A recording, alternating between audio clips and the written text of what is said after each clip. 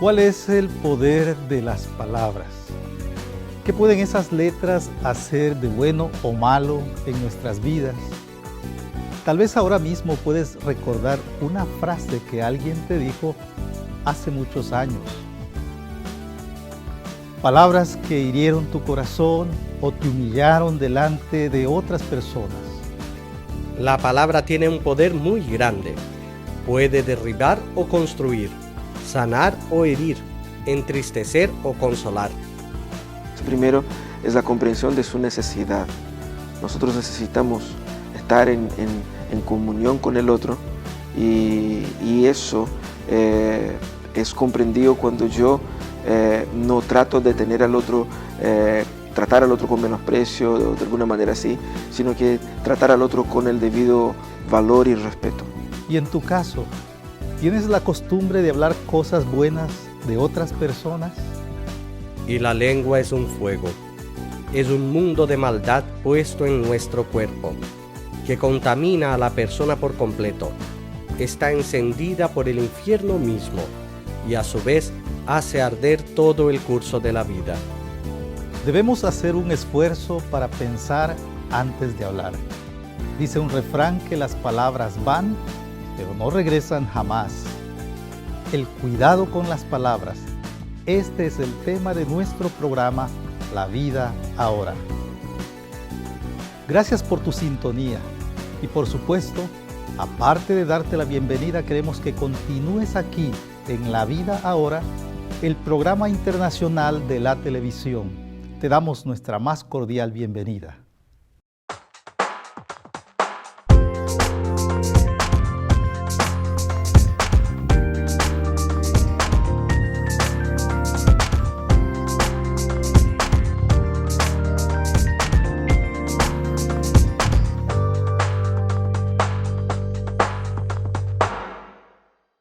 Nosotros queremos siempre oír cosas buenas, cosas que eleven nuestro espíritu, que nos ayuden a caminar hacia adelante, pero no siempre es así. Todos cometemos muchos errores. Ahora bien, si alguien no comete ningún error en lo que dice, es un hombre perfecto, capaz también de controlar todo su cuerpo. ¿Y tú? ¿Tienes siempre la costumbre de hablar cosas buenas de otras personas? ¿Yo? Sí, cuando hay que hacerlo, sí.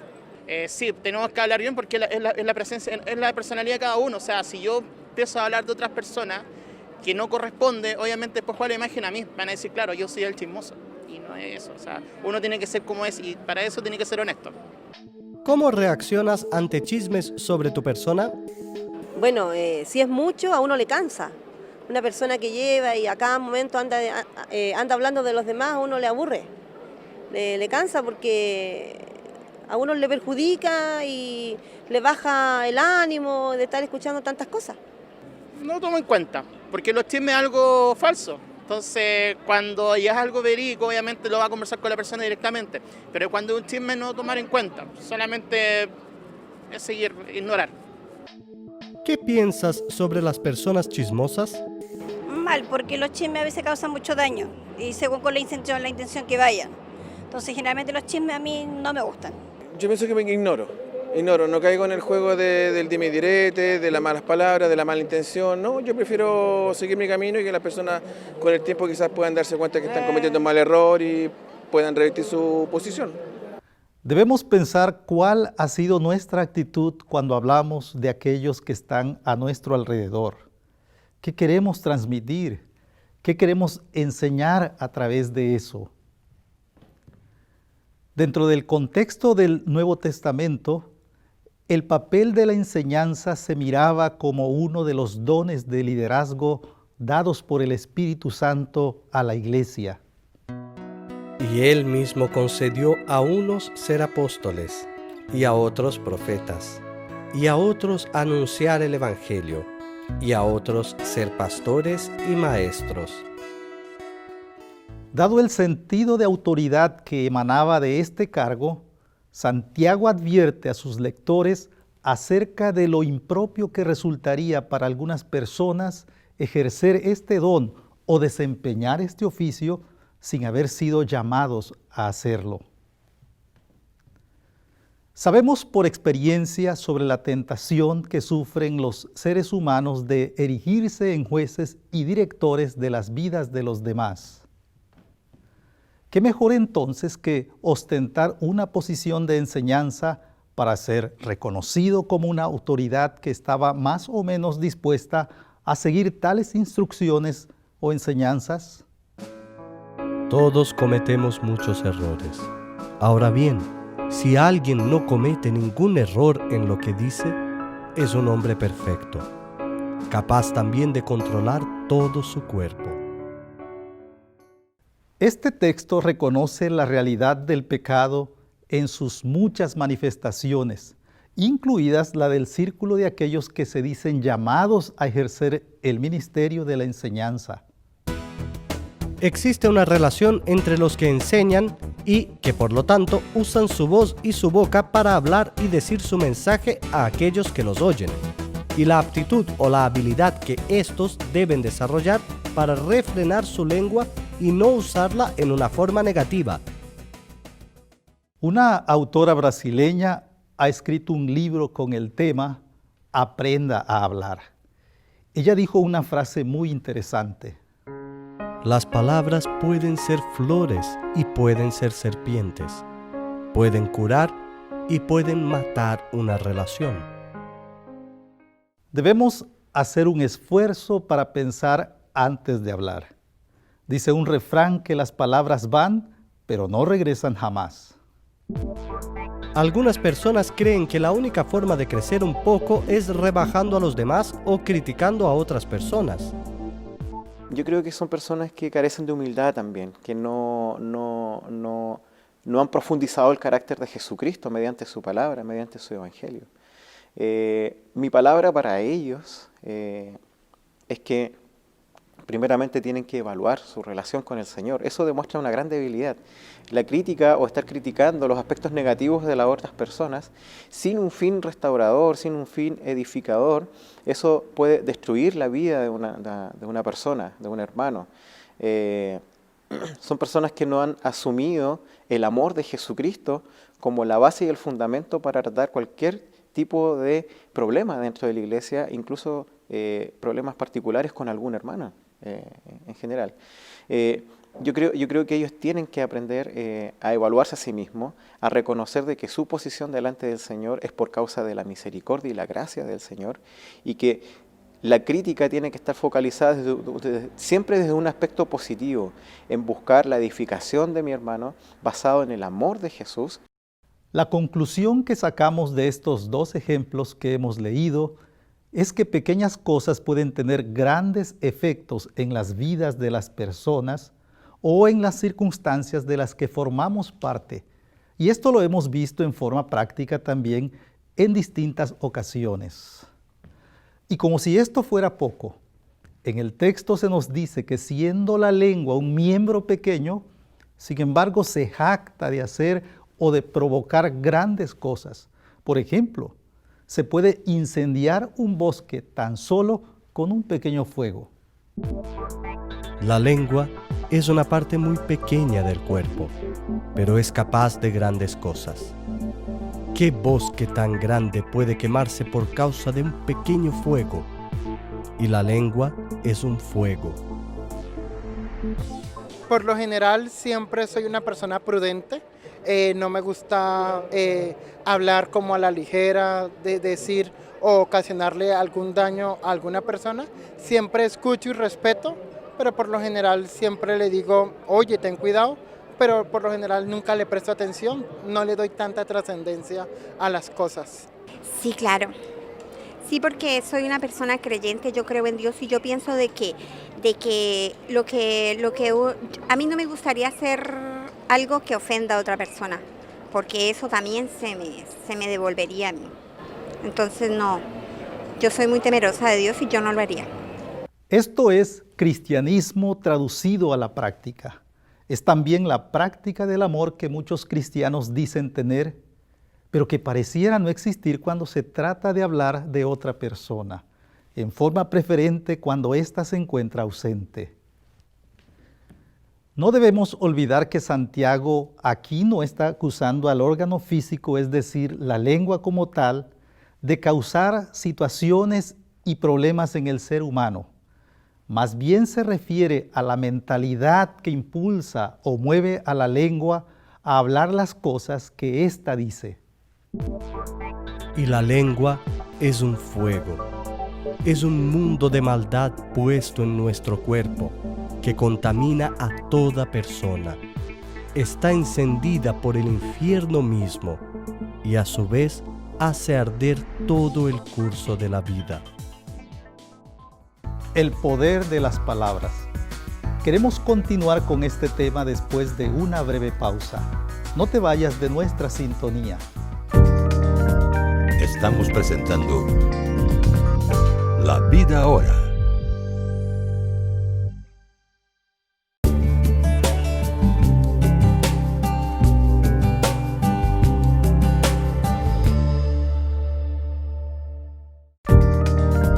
Volvemos a presentar La Vida Ahora. El poder de las palabras. Este es el tema del programa La Vida Ahora de hoy. Muchas personas acaban haciendo chistes diciendo que las mujeres hablan mucho y muchas, en algunos casos, acostumbran a hablar mal de los demás. En forma popular se sostiene que son las mujeres las que tienen más problemas al utilizar mal la lengua para desacreditar a sus semejantes.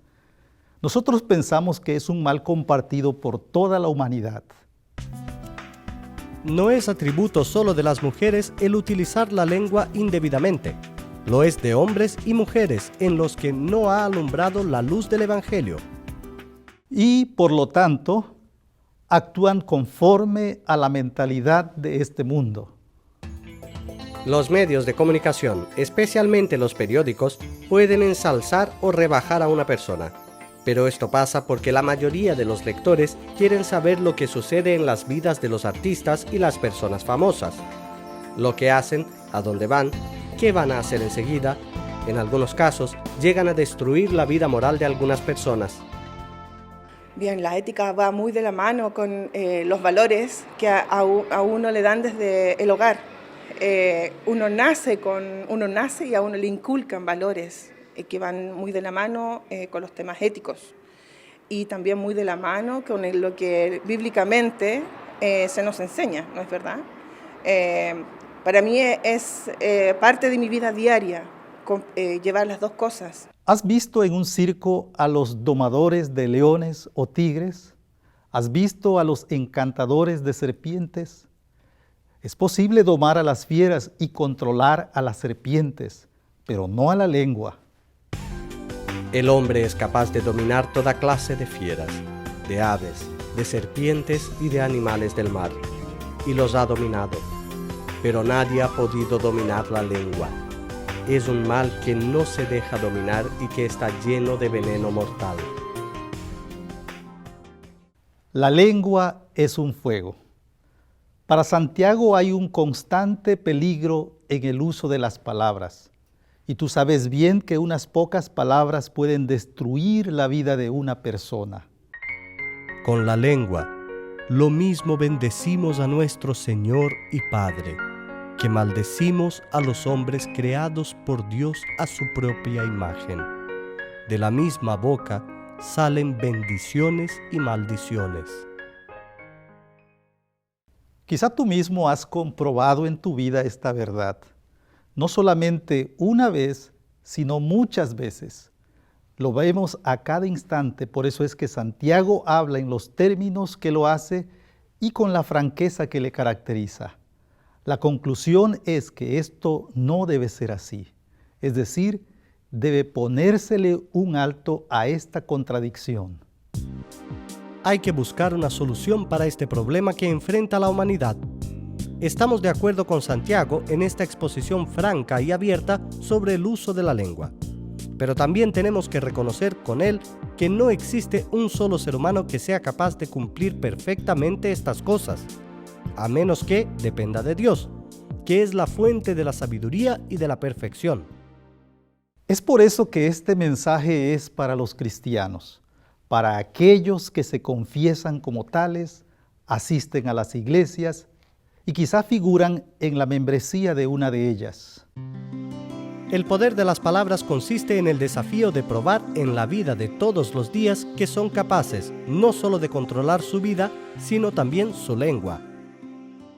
Uno de los grandes desafíos del mundo evangélico es la manera como los cristianos se relacionan entre sí. Y el hecho de hablar mal o hablar sobre uno de una manera despectiva, de una manera que trate de sojuzgar a esa persona, es una evidencia de la falta de la centralidad del Evangelio en la vida de esa persona. Si no tienes nada bueno que decir de los demás, entonces no digas nada. ¿Es posible hablar algo positivo sin criticar a los demás? Jesús nos da su ejemplo y nos llama a tener al otro en una alta estima. De hecho, Pablo, cuando habla a los efesios, dice que nosotros tenemos que tener a todos, tenemos que someternos unos a los otros, y parte de ese someterse está en controlar la forma y el contenido de lo que hablamos sobre los demás. A veces uno piensa, eso no debería suceder en la iglesia. Piensas que lamentablemente la iglesia sería como un hospital. Todos los creyentes son inmaduros, se están desarrollando. Entonces, ¿tenemos algunos de esos problemas? La comunión cristiana, ella necesita ser vivida dentro de tres aspectos fundamentales. Primero, es la comprensión de su necesidad. Nosotros necesitamos estar en comunión con el otro, y eso es comprendido cuando yo no trato de tener al otro, tratar al otro con menosprecio, de alguna manera así, sino que tratar al otro con el debido valor y respeto. Yo necesito del apoyo del otro y el otro necesitan de mi apoyo también. También la comunión debe ser entendida dentro de las limitaciones que nosotros tenemos. Una de esas limitaciones es la limitación moral. Hay mucha gente que no ha permitido que el Evangelio permeara su moralidad, de manera a que sigue viviendo en una moralidad que está fuera del Evangelio, una moralidad que no está centrada en la obra de Cristo en uno. Y por fin, una de las principales comprensiones con relación a la comunión, y que influencia mucho la manera como yo hablo sobre los demás, es la comprensión de que si yo tengo comunión con el otro, es porque Cristo me ha amado. El amor que Cristo tiene por mí define quién soy. Si ocurren esos problemas en la iglesia, ¿cómo ayudar a mejorarla para que haya un relacionamiento comunitario sano, sin críticas o chismes? ¿Y cómo actuar en ese sentido? ¿Hay quienes cambien de actitud? Claro, una de las grandes dificultades que tenemos es para confrontar ese tipo de actitud, porque muchas veces la forma como eso se da genera una situación muy delicada y genera una inestabilidad dentro de la iglesia. Lo que nosotros hemos experimentado a través del confronto personal, a través de aclarar a la persona la raíz del problema, eso sí ha generado cambios, ha generado un estímulo por un lado al control personal, mostrando a las personas que no es un tema menor y tampoco es un tema meramente de mi personalidad, que yo soy así, soy expansivo, no. Tenemos que orientar a las personas cómo el Espíritu Santo va trabajando en el temperamento, dando a las personas autocontrol y también enseñando cómo el Evangelio cambia la manera como yo me relaciono con el otro. Nuestra vida está para bendecir, está para servir, está para ayudar. Si hay algo positivo que puedes decir de tu hermano, entonces dilo. Si hay algo malo, trata de ayudarlo en secreto y sin hacerlo público. Eso lo decimos para aquellos que son creyentes, que quieren vivir de acuerdo con las enseñanzas de Dios. Si no eres creyente en Jesucristo, tú sabrás por tu propia experiencia de lo que estoy hablando. hablas cosas sin sentido y en la mayoría de los casos malas cosas acerca de tu prójimo, porque tu lengua, Santiago lo advierte, es un miembro que no se puede domar.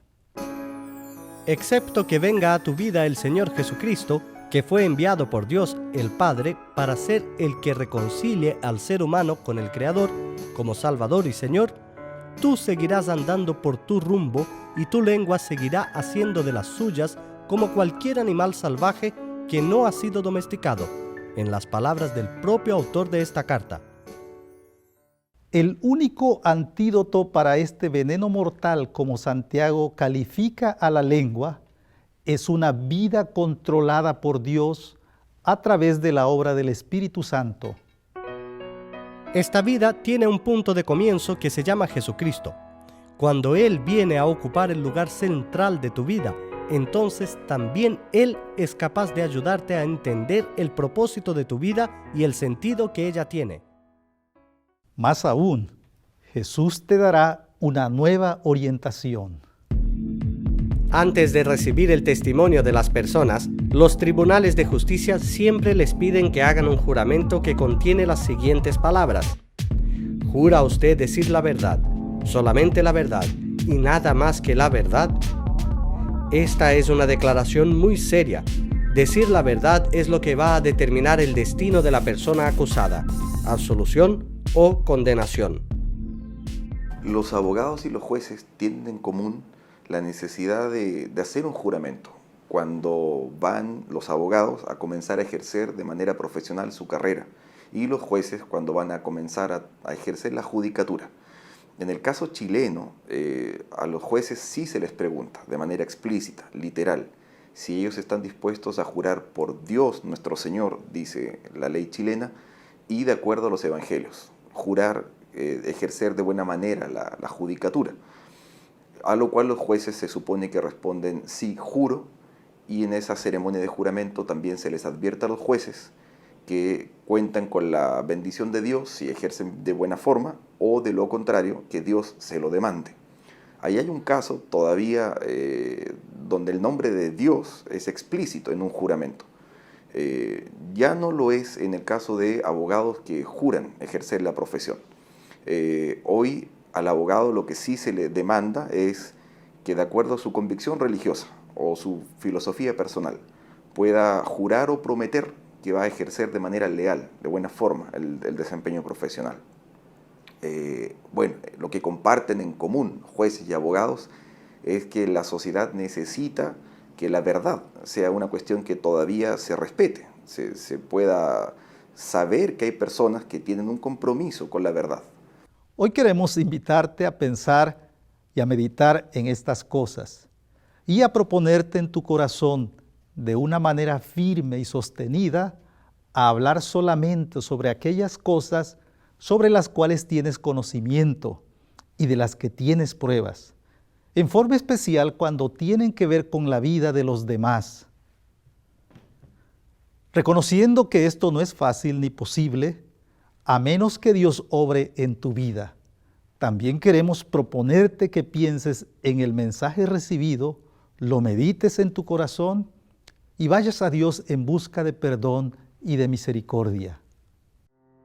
Allí donde estás, con tus propias palabras, pídele a Dios perdón por tus pecados. Pídele que de ahora en adelante Él te ayude a controlar tu lengua, para que solamente hables aquellas cosas que están conformes con la verdad. Aquellas cosas que son edificantes, aquellas cosas en las que hay algo de bondad. Cuando hayas hecho esto, serás capaz también de utilizar tus labios y tu lengua en la mejor y la más noble de las causas.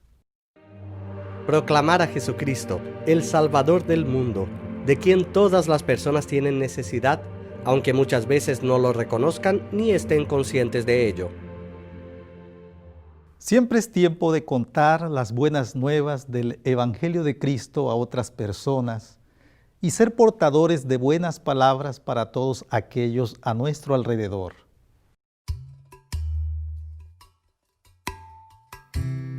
Quiero tocar tu corazón y quiero ser lo más sincero. Quiero tocar tu corazón, quiero que sepas que te anhelo. Y que más que un deseo, voy a luchar por verte sonreír. Por mí quiero tocar tu corazón, quiero tocar tu corazón, quiero tocar tu corazón, quiero tocar tu corazón. Y que mi vida sea fragante olor, quiero entregarme por completo.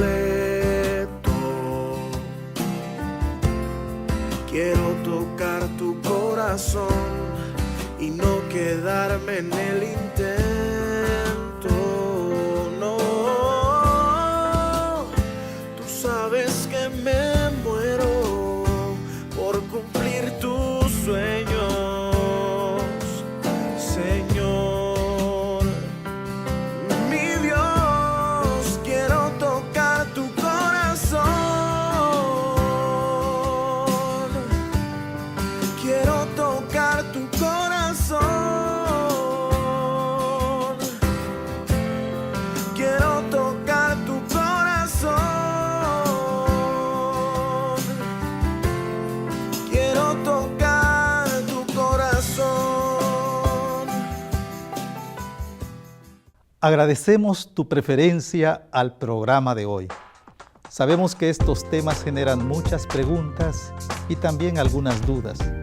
Por eso queremos que nos escribas a la dirección que aparece en pantalla y te invitamos a sintonizar La Vida Ahora en este canal en una próxima oportunidad.